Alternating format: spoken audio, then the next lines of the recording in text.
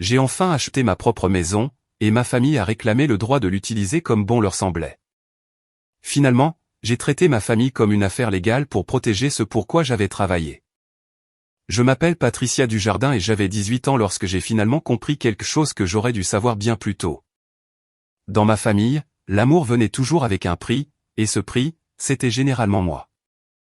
Les gens aiment imaginer la famille comme ce petit endroit sur où quelqu'un remarque quand vous souffrez. La mienne n'a jamais été comme ça. Grandir dans notre maison donnait moins l'impression d'être élevé que d'être lentement effacé. Mon père, Alain Dubois, avait cette façon de traverser la vie comme si le monde entier avait signé quelque chose lui promettant tout ce qu'il désirait. Ma sœur aînée, Jeanne, avait hérité de cette même avidité. Seulement, la sienne s'accompagnait d'un sourire plus affûté et d'un humour plus méchant. Ma mère, Lise, était là aussi, mais pas de manière significative.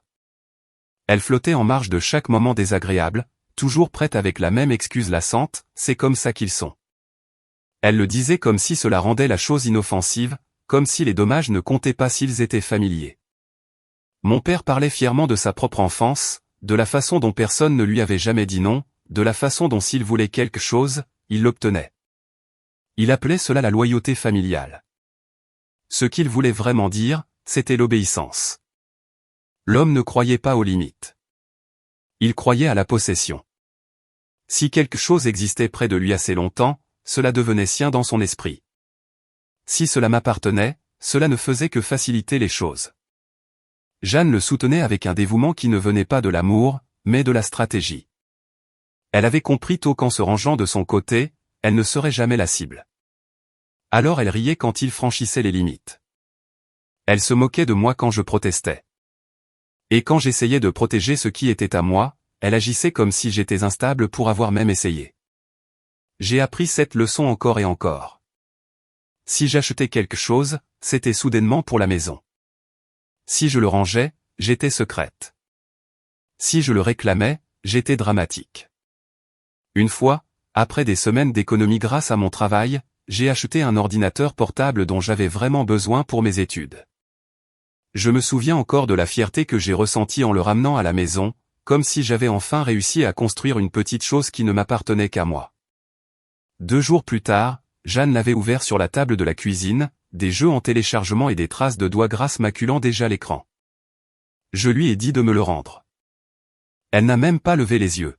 « Détends-toi », a-t-elle dit. « Tu ne l'utilises même pas en ce moment. » Puis mon père est intervenu de l'autre bout de la pièce, comme s'il réglait un noble différend. « C'est ta sœur. Laisse-la l'emprunter. » Emprunter.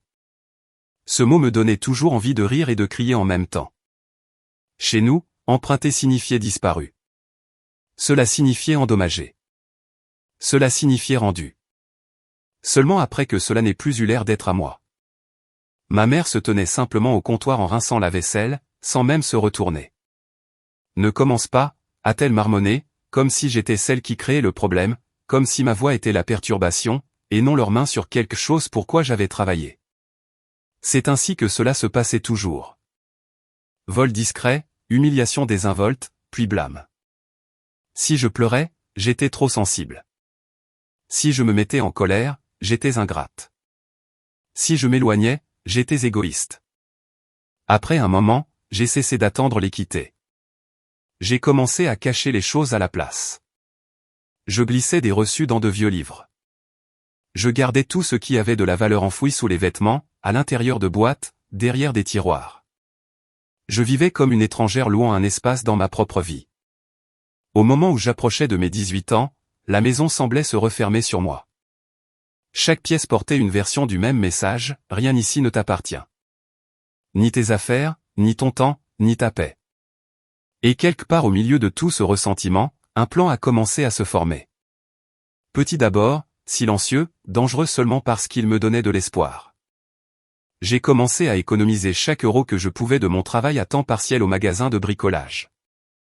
J'ai sauté des repas, porté de vieilles chaussures plus longtemps que je n'aurais dû, refusé chaque petit confort qui aurait pu empiéter sur ce que je mettais de côté. Mon père me traitait d'avare.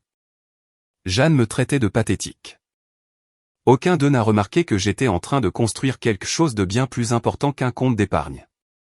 J'étais en train de construire une sortie. Cette sortie est venue sous la forme d'une Honda Accord de 1998 cabossée, avec de la rouille le long de la carrosserie, un feu arrière fissuré et un moteur qui semblait supplier pitié. Pour quelqu'un d'autre, elle ressemblait à une voiture mourante. Pour moi, elle ressemblait à une possibilité. Elle était laide. Elle était vieille. Elle était à moi.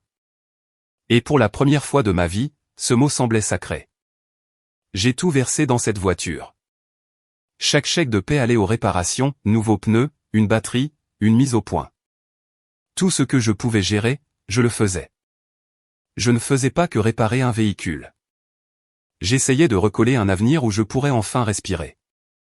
Et au fond de mon esprit, sous tout cet espoir, je connaissais déjà la vérité. Au moment où mon père et Jeanne réaliseraient à quel point cette voiture comptait pour moi, ils allaient aussi essayer de s'en emparer. J'aurais dû savoir que je ne pourrais pas conserver ce sentiment longtemps. Les premiers jours après avoir acheté l'Accord, je me déplaçais différemment. Plus légère. Prudente, mais plus légère. Il m'arrivait de regarder par la fenêtre au travail juste pour m'assurer qu'elle était toujours là, toujours mienne, toujours intacte. C'était plus qu'un moyen de transport. C'était la preuve que je pouvais construire quelque chose de mes propres mains sans la permission de personne. Ce genre de preuve était dangereux dans une maison comme la mienne. Mon père a remarqué le changement avant même de remarquer la voiture elle-même. Il avait une manière de repérer la joie chez moi, de la même manière que certaines personnes remarquent la fumée, comme si cela signifiait que quelque chose était sur le point de s'enflammer. « Tu as été bien suffisante récemment », a-t-il dit un matin au-dessus de toast brûlés et de café noir. « Qu'est-ce qui te rend si fier, exactement ?» J'ai haussé les épaules et j'ai gardé les yeux sur mon assiette. J'avais appris que l'enthousiasme était quelque chose que l'on cachait près de lui. S'il le voyait, il s'en moquerait ou le ruinerait. Généralement les deux. Jeanne, bien sûr, l'a découvert de toute façon. Elle est sortie un après-midi alors que j'essuyais la poussière du capot, les bras croisés, son expression déjà tordue par cette supériorité ennuyée qu'elle portait comme un parfum. « C'est ça, le grand plan ?» a-t-elle demandé, regardant la voiture de haut en bas. « Tu engages ton avenir sur cette épave ?» Je n'ai pas répondu. J'ai continué à essuyer. Elle a ri sous cape. « Waouh, tu es vraiment sérieuse. » Oui, j'étais sérieuse. Plus sérieuse que je ne l'avais jamais été pour quoi que ce soit. J'ai passé des mois à réparer cette voiture quand je ne travaillais pas. J'ai appris les sons. J'ai appris les odeurs. J'ai appris la différence entre un problème qu'on peut ignorer une semaine et un qui pourrait vous laisser en panne sur le bord de la route. J'ai appris jusqu'où la détermination pouvait s'étirer quand la peur était juste derrière. Je rentrais épuisé, m'éraflais les jointures sur le métal, tachais mes vêtements d'huile, et me couchais avec un sentiment de fierté étrange. Chaque réparation me semblait être un pouce de plus entre moi et la famille qui avait passé des années à me convaincre que je n'y arriverais jamais seul. Mais plus l'accord commençait à paraître fiable, plus mon père et Jeanne s'y intéressaient. Jeanne l'a prise la première fois sans même demander. Je suis rentré du travail et je me suis tenu dans l'allée, fixant l'espace vide où elle aurait dû être. La panique m'a saisi si vite qu'elle m'a presque donné le vertige. Je l'ai appelée. Pas de réponse. J'ai appelé mon père. Il a décroché à la 3e sonnerie, l'air irrité, comme si je l'avais interrompu dans quelque chose d'important. Quoi, a-t-il lancé. Où est ma voiture, ai-je demandé. Il a ri. Calme-toi. Ta sœur l'a empruntée. Emprunté. Il y avait ce mot encore, le mot familial pour violation enveloppé d'un sourire. Elle est rentrée des heures plus tard comme si de rien n'était, musique à fond, une main sur le volant, mâchant du chewing-gum comme si elle jouait le rôle principal dans un film sur la vie de quelqu'un d'autre. Elle m'a jeté les clés et a dit, mon Dieu, Patricia, ne sois pas si intense. Je l'ai juste emmené faire un tour. Mon père était déjà sur le porche, prêt à intervenir. Ce n'est qu'une voiture, a-t-il dit. Arrête de faire une crise pour tout. Je les ai fixés tous les deux, sentant cette vieille chaleur impuissante monter dans ma poitrine. Ce n'était pas juste la voiture. C'était la certitude dans leur visage, la confiance que je n'avais aucun droit d'objecter. Les choses ont empiré après cela. La plupart du temps, ils ne faisaient même plus semblant de demander. Je rentrais d'un service et la voiture était partie. Parfois c'était Jeanne. Parfois mon père. Parfois ils partaient tous les deux avec, comme s'ils faisaient un exercice de consolidation d'équipe tordue. Chaque fois que je protestais, ils agissaient comme si j'étais égoïste de vouloir un respect de base. Nous sommes une famille, disait mon père. Pourquoi dois-tu toujours faire de tout un problème personnel? Parce que personne d'autre ne m'a jamais laissé garder quoi que ce soit. Je voulais crier. Parce que si je ne me battais pas pour ce qui était à moi, vous me dépouilleriez de tout. Un soir, ils sont revenus avec une énorme bosse sur le panneau latéral. J'ai d'abord entendu le moteur, puis le bruit des pneus dans l'allée. Je suis sorti et j'ai immédiatement vu les dégâts, nets et laids dans la lumière déclinante. Qu'est-il arrivé à ma voiture? Ai-je crié avant que l'un d'eux ne puisse commencer à parler. Jeanne est sortie du côté passager et n'a même pas vraiment regardé. Elle est vieille, a-t-elle dit en haussant les épaules. Qui s'en soucie? Mon père est sorti plus lentement, fermant la porte avec un calme délibéré, comme si la maîtrise pouvait effacer ce qu'ils avaient fait. Tu devrais être reconnaissante que nous l'ayons ramené, a-t-il dit. Quelque chose en moi s'est brisé alors, pas bruyamment, pas de manière spectaculaire, juste assez pour que tout ce qui a suivi paraisse différent. J'ai cessé de laisser les clés là où il pouvait les trouver. Je les cachais dans ma chambre, dans des chaussures, sous des planches de plancher lâches, partout où je pensais qu'ils ne regarderaient pas. Mais tout cela n'a fait que transformer la situation en jeu. Une nuit, je me suis réveillé au bruit de quelqu'un dans ma chambre. Je me suis assise brusquement, le cœur battant contre mes côtes, et j'ai vu Jeanne accroupie près de ma commode, fouillant mes affaires dans le noir. « Que fais-tu » ai-je lancé. Elle s'est retournée et a souri comme si c'était drôle, comme si le fait d'être surprise en flagrant délit me rendait déraisonnable. « Ne sois pas paranoïaque » a-t-elle dit. Je cherchais juste quelque chose. Je savais exactement ce qu'elle cherchait. Et à en juger par son expression, elle savait que je le savais. À partir de ce moment, j'ai dormi plus légèrement. J'ai fait moins confiance. Et j'ai commencé à comprendre quelque chose d'affreux et de définitif. L'accord n'était pas seulement un moyen de transport pour eux. C'était un test. Ils avaient besoin de prouver que même maintenant, même avec quelque chose que j'avais payé moi-même, je n'avais toujours pas le droit de dire non. Le point de rupture est arrivé un matin qui semblait trop ordinaire pour devenir un désastre. Je me suis réveillé en retard, déjà agacé contre moi-même, j'ai enfilé mon jean de la veille et j'ai regardé par la fenêtre par habitude.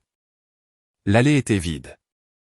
Pendant une seconde, mon cerveau a refusé de traiter l'information. Puis tout en moi est devenu froid. J'ai parcouru la maison en courant, cherchant mon père et Jeanne, mais ils étaient tous les deux partis aussi. J'ai appelé mon téléphone depuis la cuisine, puis j'ai vérifié le comptoir, puis ma chambre, puis le vide-poche où je gardais une clé de secours. Vide. Quelque part entre les tremblements de mes mains et le silence dans la maison, ça m'a frappé. Ils avaient trouvé la clé de secours avant même que je réalise qu'elle existait. J'ai appelé mon père en premier. Pas de réponse. J'ai appelé Jeanne directement en messagerie vocale. J'ai appelé encore et encore jusqu'à ce que ma colère cesse de ressembler à de la colère et commence à ressembler à de la peur. L'accord n'était pas parfait. Il était vieux, fragile par endroits, rafistolé par l'entêtement et des pièces bon marché.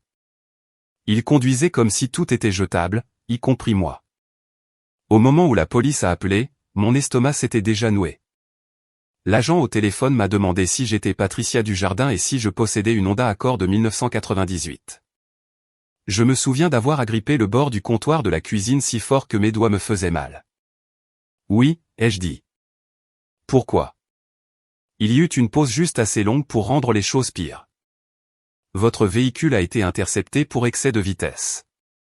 Votre père était au volant. Votre sœur était sur le siège passager. Bien sûr qu'elle y était. J'ai fermé les yeux. Même là, même avec un policier me disant ce qui s'était passé, une partie de moi n'arrivait toujours pas à croire qu'ils avaient fait cela ensemble si calmement, comme si c'était leur droit. Quand je suis arrivé pour récupérer la voiture, mon père était appuyé contre le mur à l'extérieur comme s'il était ennuyé par tout cela. Jeanne se tenait à côté de lui, les bras croisés, ennuyée et agacée, comme si toute l'affaire avait gâché sa journée plutôt que de faire exploser la mienne. Dès que je me suis approché, mon père m'a regardé avec dégoût au lieu de honte. « Si tu n'étais pas si égoïste, a-t-il dit, nous n'aurions pas eu à faire ça. » J'ai ri, car l'alternative était de hurler. Tu as volé ma voiture, ai-je rétorqué. Jeanne a levé les yeux au ciel. Voilà, ça recommence, a-t-elle marmonné. Tout est toujours une énorme trahison avec toi. Je voulais que quelqu'un entende ça. Je voulais que l'agent à proximité intervienne et dise, non, c'est exactement de cela qu'il s'agit. Vol, manipulation, abus déguisé en droit de famille. Mais personne ne l'a fait. Le monde a continué de tourner et j'étais toujours la seule personne dans ma vie censée traiter la folie comme un malentendu. Quand nous sommes rentrés, mon père m'a dit de m'asseoir dans le salon. Pas demandé, dit. Ce ton signifiait toujours qu'il était sur le point de prononcer un verdict qu'il avait déjà jugé juste. Jeanne était affalée dans le fauteuil d'angle, une jambe repliée sous elle, souriant comme si elle avait des sièges au premier rang pour quelque chose d'amusant. Ma mère planait près de l'encadrement de la porte, tordant un torchon entre ses mains, ce qui était sa façon de participer sans jamais vraiment choisir un camp. Si tu ne peux pas supporter de vivre sous mon toit, a dit mon père, alors tu dois partir. Tu as 2 semaines pour faire tes bagages et déguerpir. Pendant une seconde, la pièce est devenue étrangement calme. Pas silencieuse, calme. Comme si l'air lui-même attendait de voir si j'allais craquer. Jeanne a laissé échapper un petit son, mi-rire, mi-soupir, et a secoué la tête comme si j'avais provoqué cela moi-même. Bonne chance là-bas, a-t-elle dit, sa voix dégoulinant de fausse sympathie. Tu en auras besoin. Ma mère m'a regardé alors, vraiment regardé, et pendant une stupide seconde, j'ai pensé que c'était peut-être le moment. Peut-être qu'elle dirait enfin assez. Peut-être qu'elle lui dirait qu'il était allé trop loin. Au lieu de cela, elle a simplement baissé les yeux et a murmuré, peut-être qu'une séparation sera bonne pour tout le monde. Cela a fait plus mal que son ordre, plus mal que le sourire narquois de Jeanne, car la cruauté de mon père était prévisible. La capitulation de ma mère n'a jamais cessé de ressembler à une coupure fraîche. Être mise à la porte aurait dû sembler être le pire moment. Sur le papier, peut-être que ça l'était. J'avais 18 ans, sans le sou, et soudainement avec une date limite sans nulle part où aller. Mais ce qui m'a vraiment fait déraper, c'est à quel point ils semblaient tous les deux contents. Mon père avec sa certitude froide. Jeanne avec cette petite lueur triomphante dans les yeux comme si elle avait finalement gagné quelque chose. Il croyait vraiment qu'il m'enseignait une leçon. Il croyait vraiment que je reviendrais en rampant, humiliée et reconnaissante. Cette première nuit, je suis resté allongé sur mon lit, fixant le plafond, trop en colère pour dormir et trop effrayé pour penser clairement. La maison sonnait comme d'habitude, tuyaux qui cliquettent, plancher qui se tasse, porte d'armoire qui s'ouvre et se ferme quelque part dans le couloir. Mais tout semblait différent maintenant. Dénudé, officiel. J'avais toujours su que j'étais temporaire dans cette maison. Maintenant, il l'avait dit à voix haute. Le lendemain matin, je suis allé dehors regarder l'accord. Il était garé dans l'allée comme si de rien n'était, mais il ne semblait plus pareil. J'ai marché lentement autour, passant ma main sur la bosse du panneau latéral. Dommage de Jeanne, permission de mon père. L'intérieur sentait la restauration rapide rance et la sueur. Il y avait des canettes vides sur le siège arrière, des emballages froissés poussés dans les pochettes, de la saleté incrustée dans les tapis de sol. Ma voiture ressemblait à ce qu'ils avaient passé tout ce temps à l'intérieur, prouvant qu'ils pouvaient transformer tout ce que j'aimais en détritus. J'ai commencé à nettoyer parce que je ne savais quoi faire d'autre. Chaque emballage que je jetais semblait personnel. Chaque tache graisseuse que je frottais me donnait l'impression d'essayer d'effacer leurs empreintes de ma vie. Égoïste, ai-je murmuré. C'est moi la seule égoïste. Ma voix sonnait faible, même à mes propres oreilles. C'est alors que mon père est apparu sur le porche avec son café. Il s'est appuyé sur la balustrade comme s'il regardait un spectacle. Alors, quel est ton plan, génie, a-t-il demandé. Je ne me suis même pas retourné. Qu'est-ce que ça peut te faire? Il a ri, bas et méchant. Tu crois vraiment que tu vas t'en sortir sans nous? Jeanne est sortie derrière lui, portant un de ses vieux sweatshirts, tenant un bol de céréales comme si c'était n'importe quel autre matin. Tu seras de retour dans un mois, a-t-elle dit, peut-être moins. Je voulais dire quelque chose de dévastateur, quelque chose d'assez tranchant pour percer leur certitude. Mais debout là, avec un sac poubelle dans une main et un chiffon dans l'autre, j'ai réalisé qu'il ne voulait pas de conversation. Il voulait une réaction. Il voulait la preuve qu'il pouvait toujours me déstabiliser à leur guise. Alors, J'ai fermé la porte de la voiture, je suis passé devant eux et je suis rentré pour faire mes valises. Faire les bagages était plus étrange que ce à quoi je m'attendais. Je ne possédais pas grand-chose, mais chaque chose dans cette pièce semblait mériter. Mes vêtements, mes livres, mes outils, de petits morceaux d'une vie que j'avais protégée pièce par pièce. J'ai fourré tout ce que je pouvais dans des sacs de sport et une boîte à outils cabossée, essayant de ne pas trop penser à ce qui allait se passer ensuite. Parce que la vérité est que je n'avais pas de vrai plan. Je ne pouvais pas me permettre un appartement. Je n'allais pas aller supplier des parents qui me répéteraient la version de l'histoire de mon père. Tout ce que je savais, c'était ceci, je partais. Et pour la première fois de ma vie, partir semblait moins terrifiant que rester. J'ai chargé la voiture avec des mains tremblantes. Puis j'ai vérifié le vide-poche où je gardais mes économies. Quelques centaines d'euros, assez pour survivre un petit moment, pas beaucoup plus.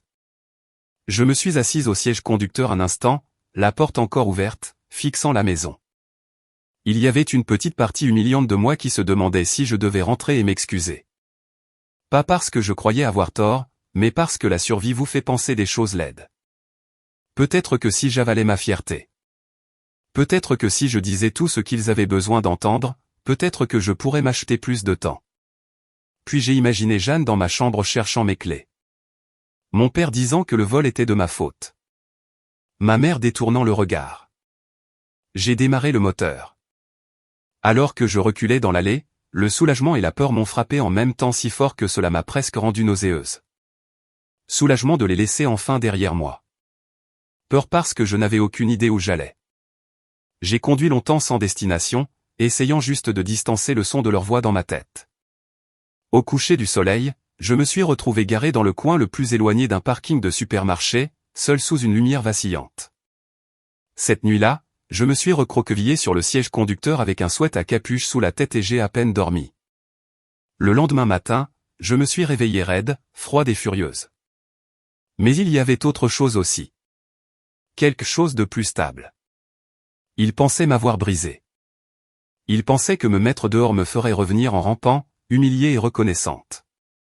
Allongé là avec mon cou douloureux et mon avenir grand ouvert de la manière la plus laide possible, je me suis fait une promesse, ils allaient découvrir exactement ce que je pouvais faire sans eux. L'idée ne m'est pas venue comme une grande révélation. Elle s'est glissée silencieusement, à moitié formée, alors que je parcourais mon téléphone avec des doigts raides et un cou endolori, toujours assise sur ce parking de supermarché. J'étais fatigué, mal à l'aise, et plus que désespéré pour quelque chose qui ressemblait à une direction. C'est là que je suis tombé sur une vidéo sur les mini-maisons. Au début, j'ai failli rire. Les endroits dans la vidéo étaient magnifiques, soignés, et totalement hors de portée. Finition en bois propre, rangement astucieux, éclairage doux. Cela ressemblait à quelque chose conçu pour des gens qui avaient déjà la stabilité, pas pour quelqu'un qui venait de passer la nuit recroquevillé dans une voiture qui sentait légèrement le vieux rembourrage et l'anxiété. J'étais sur le point de passer à autre chose quand une autre image a attiré mon attention, une caravane de 5e roue. Pas jolie, pas soignée, mais réelle, petite, portable, et plus important encore, possible.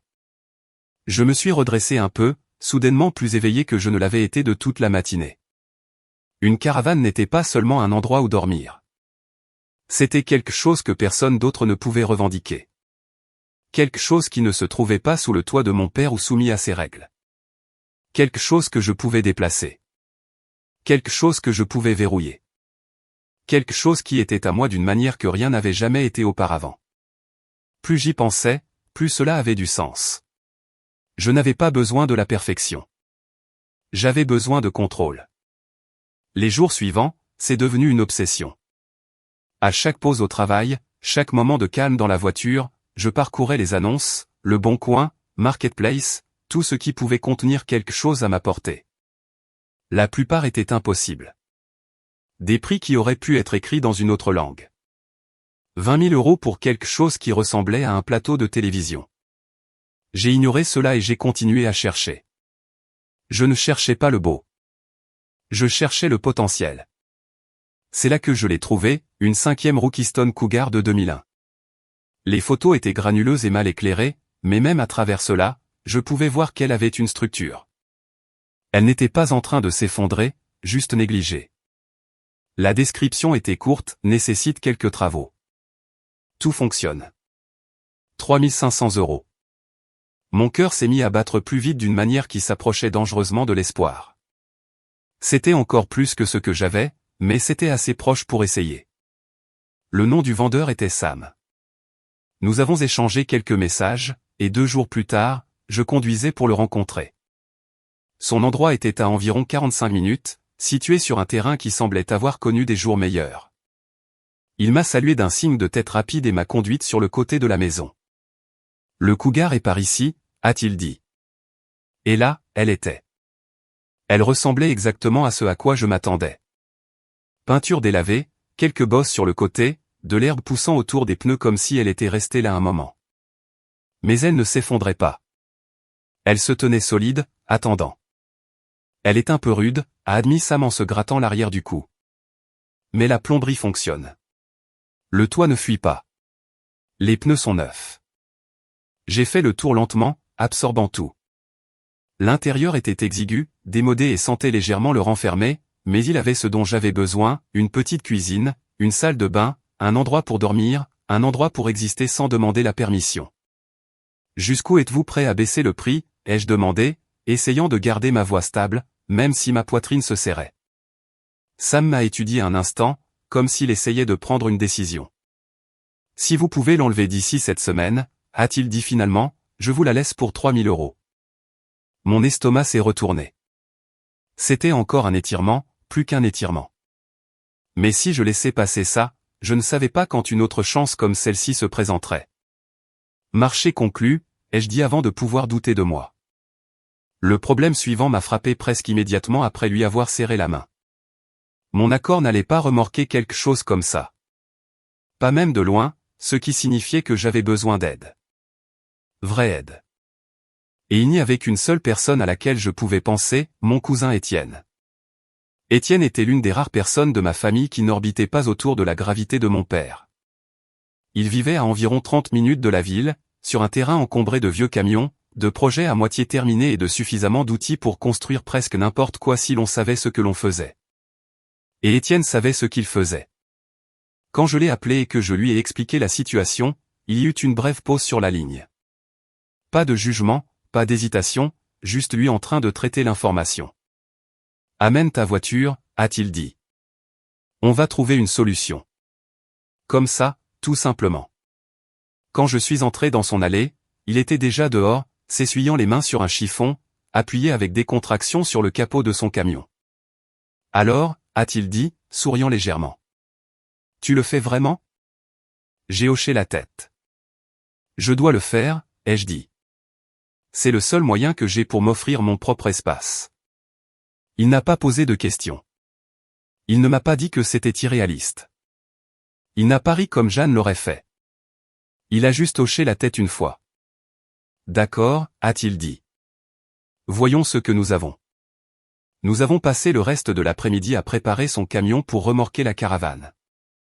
Étienne avait cette manière de faire fonctionner les choses qui semblaient presque sans effort, même quand ce n'était clairement pas le cas. Il bougeait avec confiance, ajustant, serrant, improvisant si nécessaire. Au moment où le soleil commençait à se coucher, tout était prêt. « Tu peux la garer ici », a-t-il dit alors que nous finissions. Plein d'espace, et crois-moi, ton père ne va pas débarquer ici et créer des ennuis. Quelque chose dans la façon dont il l'a dit me faisait le croire. Le lendemain, nous sommes retournés chez Sam et nous avons sorti la caravane. Le trajet du retour était angoissant. Je ne cessais de vérifier les rétroviseurs, m'attendant à ce que quelque chose tourne mal à tout moment, mais elle tenait bon. Chaque kilomètre parcouru sans incident me semblait être une petite victoire. Quand nous sommes finalement arrivés sur la propriété d'Étienne et que nous l'avons garée, je me suis juste assise un instant, la fixant, laissant l'information s'installer. C'était à moi. La première nuit à l'intérieur de la caravane n'avait rien à voir avec les vidéos.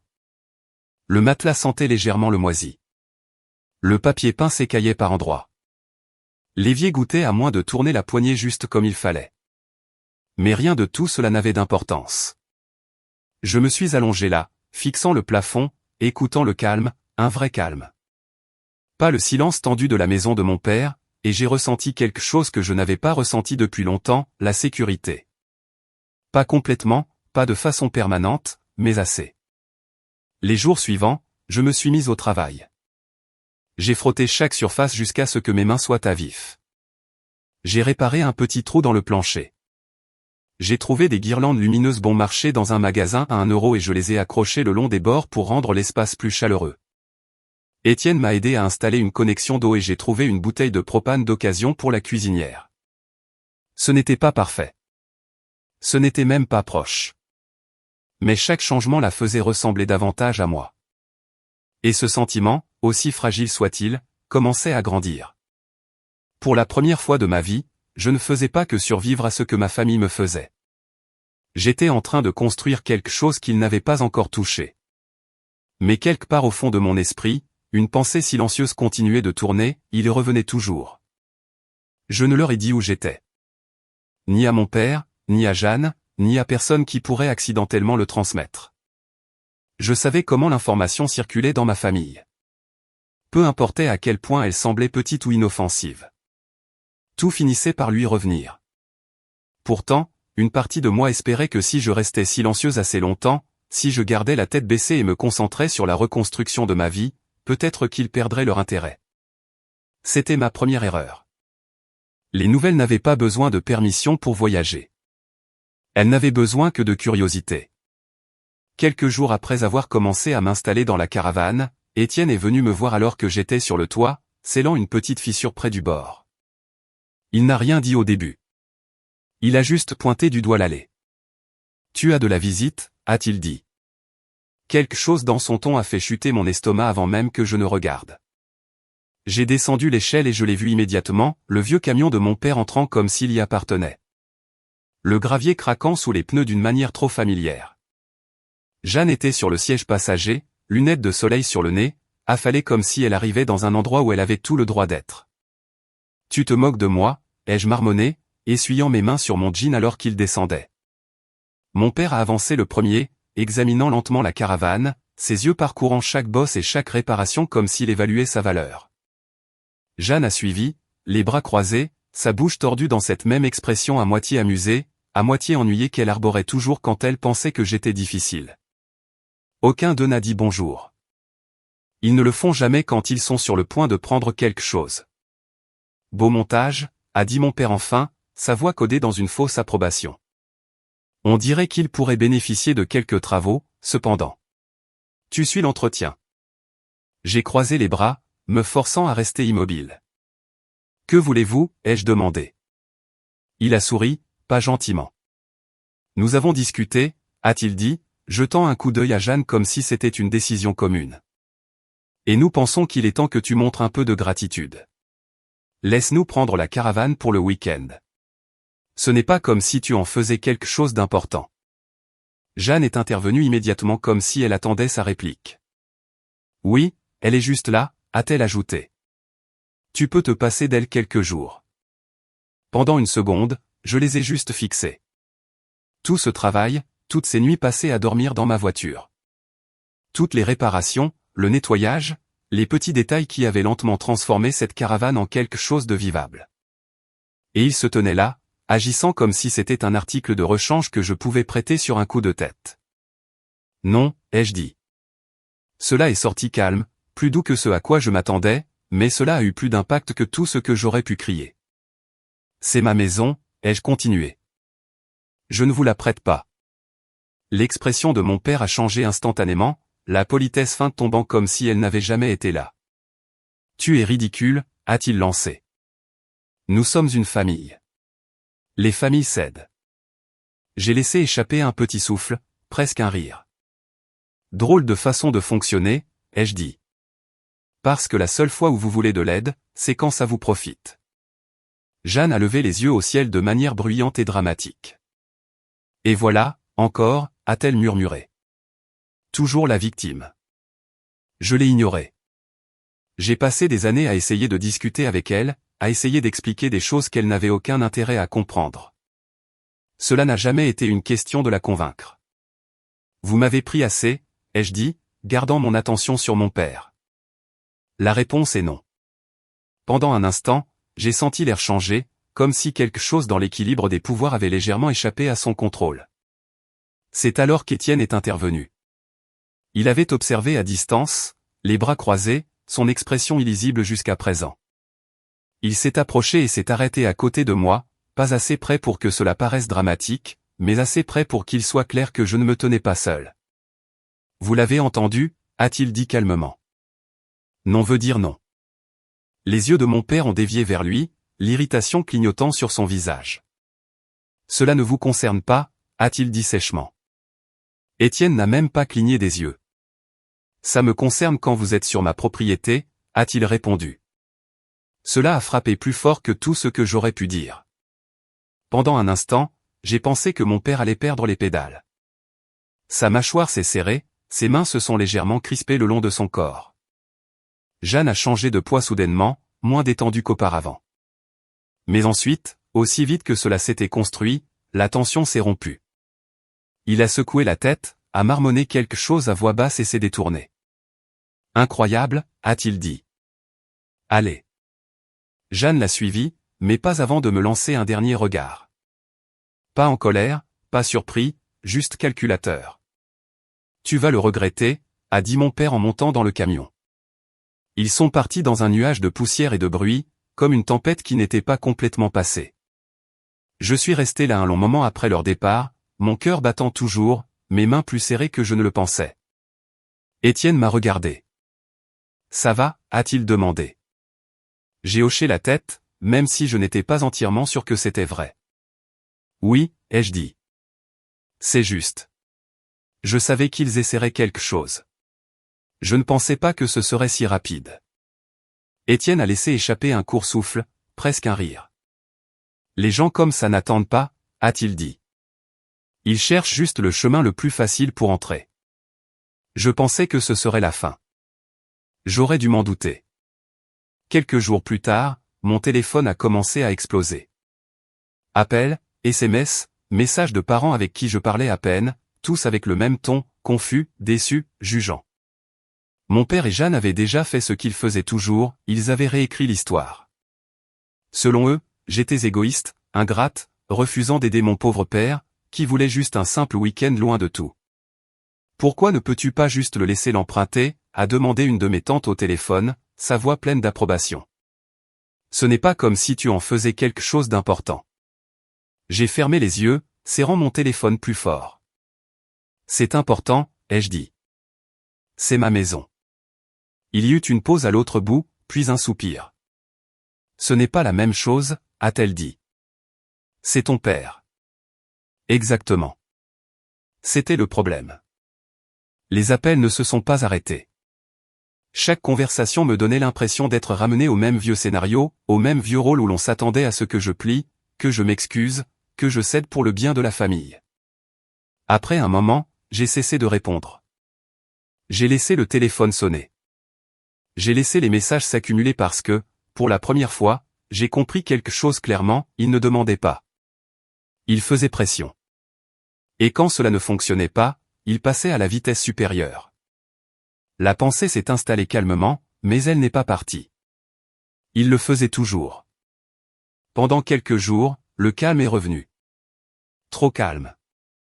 Au début, je me suis dit que c'était fini. Que peut-être, juste peut-être, ils avaient finalement compris le message.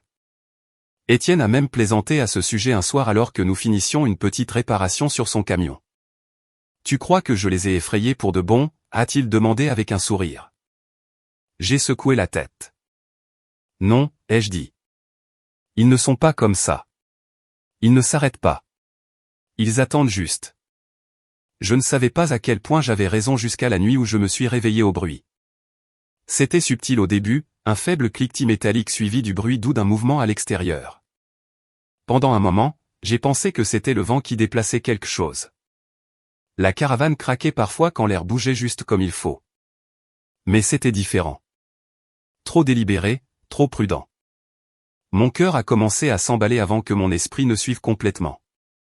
J'ai glissé hors du lit aussi silencieusement que possible et je me suis dirigé vers la fenêtre, chaque pas semblant plus lourd que le précédent. Quand j'ai jeté un coup d'œil à travers la vitre, le souffle m'a quitté d'un coup. Ils étaient là. Mon père accroupi près de l'attelage, des outils à la main, tripotant la serrure comme s'il l'avait fait 100 fois auparavant. Jeanne se tenait à côté de lui, tenant une lampe de poche, jetant un coup d'œil par-dessus son épaule toutes les quelques secondes, comme si elle craignait que quelqu'un ne les surprenne, comme si elle ne savait pas déjà exactement ce qu'il faisait. Pendant une seconde, je suis resté là, figé. Ce n'était pas la première fois qu'ils franchissaient une limite. Ce n'était même pas la pire chose qu'ils avaient faite. Mais quelque chose dans cette scène semblait différent, plus froid, plus délibéré. Ils ne faisaient plus semblant. Ils ne demandaient plus. Ils prenaient. Ils essayaient de voler ma maison. Le choc s'est vite dissipé, remplacé par quelque chose de plus vif. J'ai attrapé mon téléphone, j'ai enfilé mes chaussures et j'ai poussé la porte assez fort pour qu'elle claque contre le côté de la caravane. « Qu'est-ce que vous foutez » ai-je crié. Ils ont tous deux sursauté. Mon père a laissé tomber l'outil qu'il tenait, le bruit de sa chute résonnant fort dans le silence. Jeanne s'est retournée, le faisceau de la lampe de poche balayant sauvagement pendant une seconde avant qu'elle ne le stabilise. « Détends-toi » a-t-elle dit rapidement. Trop rapidement. Nous étions justes. Arrête, les jeux interrompus. Ne commence même pas. Vous essayez de voler ma caravane au milieu de la nuit. Tu es sérieuse là? Mon père s'est redressé lentement, se brossant les mains comme s'il n'avait pas été pris accroupi au-dessus d'une serrure. Ce n'est pas du vol, a-t-il dit, sa voix calme d'une manière qui aggravait la situation. Nous sommes une famille. Nous voulions juste l'emprunter. Emprunter, ai-je répété, un rire amer m'échappant avant que je ne puisse m'en empêcher. Vous voulez dire voler, parce que c'est exactement ce que c'est. Jeanne s'est avancée, tenant toujours la lampe de poche, son expression retombant déjà dans cette irritation familière. Mon Dieu, Patricia, tu es tellement dramatique. Ce n'est pas comme si nous allions la garder. Quitter la propriété, ai-je dit, pointant vers leur camion. Maintenant, avant que je n'appelle la police. C'est là que le visage de mon père a changé. Pas en colère, pas embarrassé, juste froid. Tu appellerais vraiment la police pour ton propre père, a-t-il demandé, sa voix basse. Oui, ai-je dit sans hésitation. Le mot est resté suspendu entre nous, plus lourd que tout ce qui avait été dit. Jeanne a ricané, roulant des yeux. Incroyable, a-t-elle murmuré. Tu dois vraiment grandir. Grandir, ai-je fait l'écho, ma voix s'élevant malgré moi.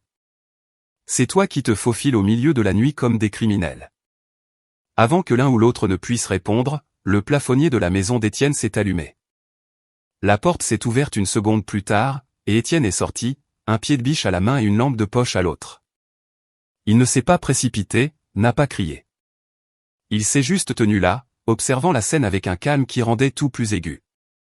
Que se passe-t-il, a-t-il appelé. Mon père a immédiatement essayé de se ressaisir, levant légèrement la main comme si tout cela n'était qu'un malentendu.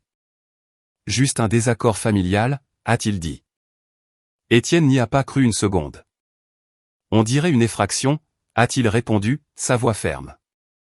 Vous voulez m'expliquer pourquoi vous tripotez cet attelage à cette heure?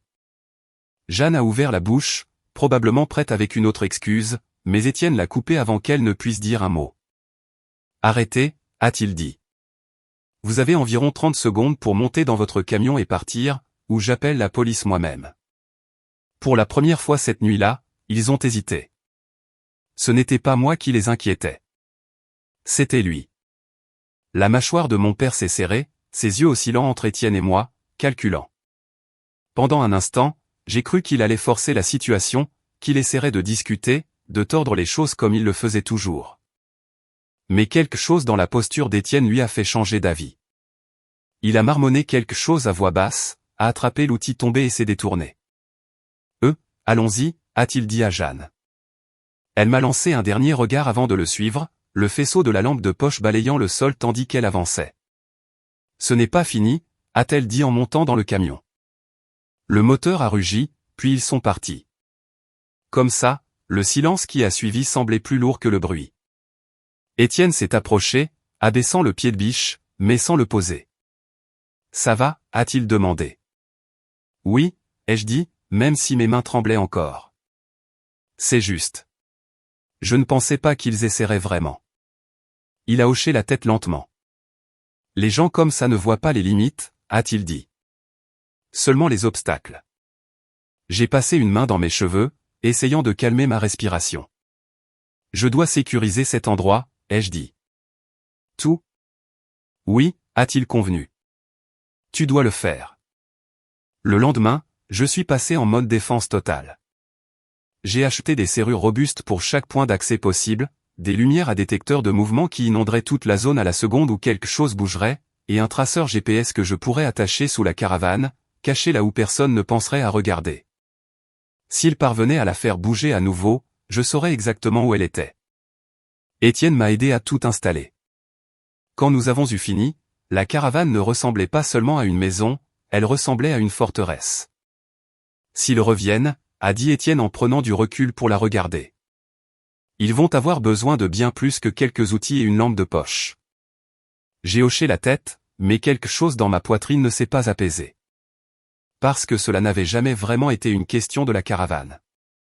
C'était une question de contrôle, et les gens comme mon père ne lâchent pas le contrôle facilement. La confrontation suivante a eu lieu lors du barbecue familial.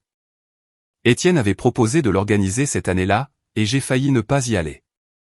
Une partie de moi savait que c'était une mauvaise idée, mais une autre partie, celle qui en avait assez de se cacher, voulait voir ce qui se passerait si j'arrêtais de les éviter. J'ai garé la caravane sur le côté de la propriété, assez loin pour m'offrir de l'espace, mais assez près pour garder un œil dessus. Au début, les choses étaient normales.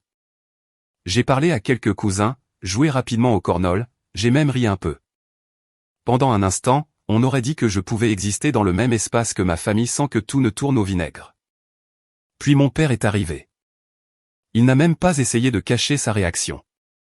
Dès qu'il a vu la caravane, son visage s'est tordu et il s'est dirigé droit vers moi avec Jeanne juste derrière lui, souriant déjà comme si elle savait exactement comment les choses allaient se passer. « Tu as vraiment amené ça ici ?» a-t-il dit à voix haute, s'assurant que tout le monde autour pouvait entendre.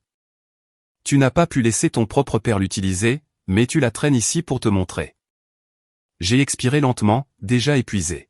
« C'est ma maison, ai-je dit. Je peux l'emmener où je veux. » Incroyable, a-t-il lancé en levant les mains. Tu ne te soucies pas du tout de la famille, n'est-ce pas? Jeanne est intervenue immédiatement. Sérieusement, a-t-elle ajouté. Tu as fait de toute cette histoire une question de toi. Une petite foule s'était rassemblée à ce moment-là, regardant, attendant, et pour une fois, je n'ai pas eu envie de me faire petite. Avant que je puisse répondre, quelqu'un d'autre a pris la parole. Chloé. Une de mes cousines s'est avancée, les bras croisés, son expression vive. En fait, elle a raison, a-t-elle dit, sa voix tranchant clairement la tension. Peut-être qu'il est temps que vous arrêtiez de la traiter comme des ordures. Le silence qui a suivi a été immédiat. Lourd. Ce n'est pas une question de caravane, a continué Chloé. C'est une question de contrôle, et tout le monde ici le sait. Le visage de mon père est devenu rouge. Jeanne avait l'air d'avoir reçu une gifle, et pour la première fois, personne ne s'est précipité pour les défendre. Ils se tenaient là, exposés d'une manière que je n'avais jamais vue auparavant. Mon père a marmonné quelque chose à voix basse et s'est détourné, s'éloignant en trombe sans un mot de plus. Jeanne l'a suivi.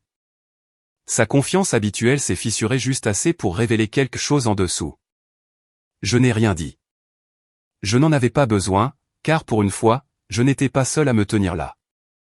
Pendant un petit moment après cela, tout est redevenu calme. Pas ce genre de calme tendu qui semble annoncer une explosion.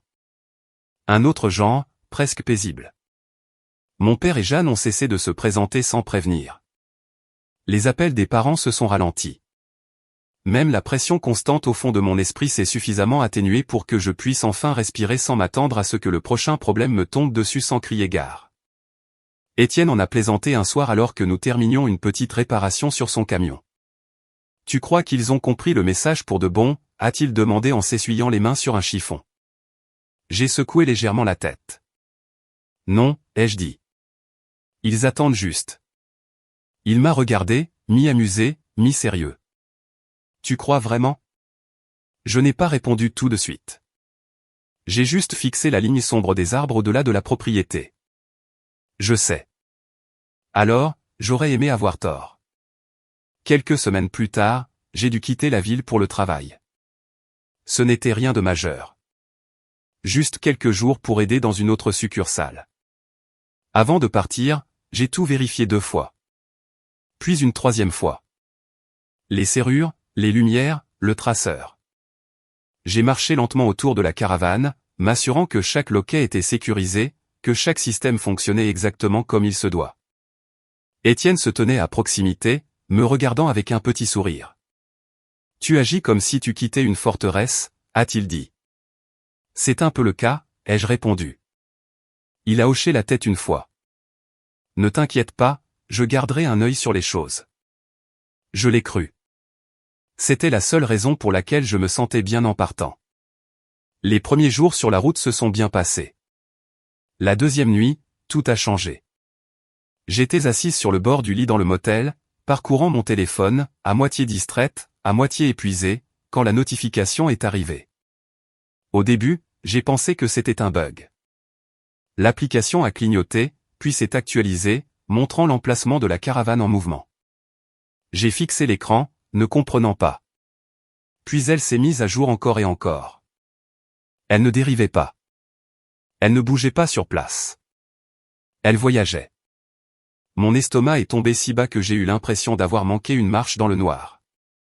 J'ai attrapé mon téléphone et j'ai appelé Étienne immédiatement. Il a décroché à la 2e sonnerie. « Salut, quoi de neuf ?» a-t-il demandé. « As-tu déplacé la caravane ?» ai-je demandé, ma voix déjà tendue. « Quoi ? » « Non » a-t-il répondu, confus. « Pourquoi ?» J'ai avalé difficilement. « Parce qu'elle est partie. » Il y eut une pause, puis une juron aiguë à l'autre bout de la ligne. « Envoie-moi l'emplacement » a-t-il dit instantanément. « J'y vais. » Je l'ai envoyé. Puis je suis resté assise à fixer l'écran, regardant la petite icône qui représentait tout ce que j'avais construit s'éloigner de plus en plus de là où elle était censée être. Il l'avait fait. Il l'avait vraiment prise. J'ai appelé la police ensuite. Essayer d'expliquer que son propre père avait volé sa maison était plus difficile que cela n'aurait dû l'être. Le répartiteur a posé des questions, preuves de propriété, détails. J'ai répondu à tout aussi clairement que possible, ma voix tremblante malgré mon effort pour la garder stable. Je lui ai parlé du traceur, du titre de propriété, des incidents précédents. Elle a dit que des agents étaient en route et m'a conseillé de ne pas les confronter moi-même. Ce n'était pas un problème. J'étais à des heures de là. Étienne m'a rappelé quelques minutes plus tard. « Je les ai » a-t-il dit. Je me suis redressé, ma prise sur le téléphone se resserrant. « Où » ai-je demandé. « Old Mill Road » a-t-il répondu. Je garde mes distances jusqu'à l'arrivée des flics, mais je peux les voir. Ton père conduit. Jeanne est sur le siège passager. Bien sûr qu'elle y était. J'ai fermé les yeux une seconde, me ressaisissant.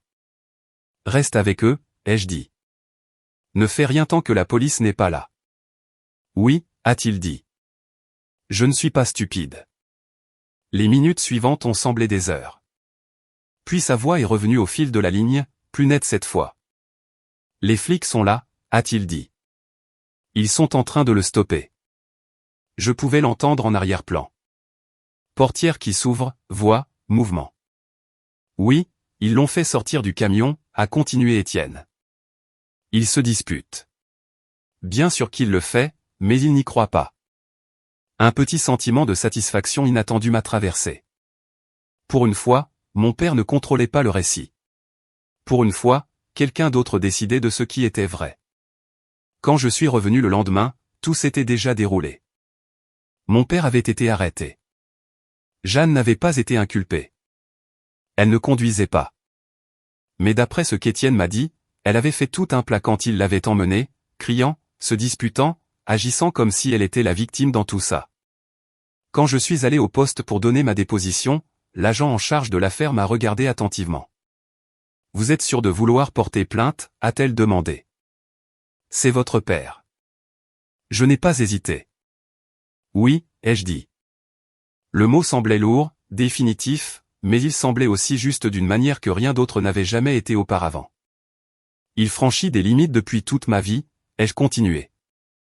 J'en ai fini de le laisser s'en tirer. Mon père a fini par plaider coupable. Il a évité la prison, mais l'amende était lourde, et il a été condamné à payer des dommages et intérêts. D'après ce que j'ai entendu, il était furieux, m'en tenant rigueur, blâmant le système, blâmant n'importe qui sauf lui-même. Jeanne est restée silencieuse après cela. Plus de visites surprises, plus de messages, juste le silence. La famille s'est divisée. Certains ont dit que j'étais allé trop loin, que j'aurais dû régler ça en privé, que j'aurais dû être plus compréhensive. D'autres, comme Chloé, ont dit qu'il était temps que quelqu'un lui tienne tête. Pour la première fois de ma vie, je me fichais de leur camp, parce que pour la première fois, je ne vivais plus sous leur contrôle. Je vivais ma propre vie. Quelques semaines plus tard, j'ai pris une décision. J'avais économisé assez. Pas beaucoup, mais assez pour passer à l'étape suivante. Étienne m'a aidé à rendre la caravane entièrement prête pour la route.